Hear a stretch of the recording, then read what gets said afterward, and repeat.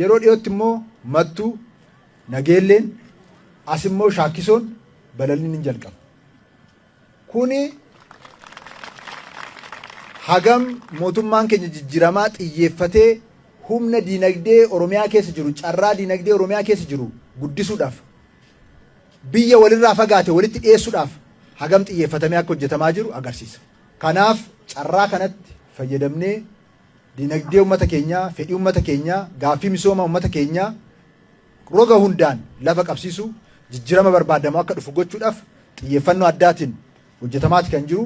Inni kun gama hundaanuu cimina addaatiin cimee kan itti fufu ta'a. Hundaa ol sabboonummaan Oromummaa keenya misoomaan, barnootaan, teknooloojiidhaan sirna cimaa qabaachuudhaan akka lafa qabatu jijjiiramni barbaadamus akka dhufuuf namni martuu halkanii guyyaa xiyyeeffatee hojjechuu danda'u tira jiraata. Aadaan hojii keenya jijjiiramuu qaba. Malli hojii keenya jijjiiramuu tira jiraata. Kana yoo goone lafa gaarii qabna, qilleensa gaarii qabna, bishaan qabna, misooma olaanaa finnee ce'umsa guddaa galmeessisuu hin dandeenya. Waggoottan darban immoo rakkoo guddaa keessatti Waaqayyo nu gargaaree injifannoo hedduudhaan as geenye jirra. Ammas jabaannee halkanii guyyaa hojjennee wal qabannee tokkummaa keenya eegnee yoo deemne Waaqayyo nu gargaara.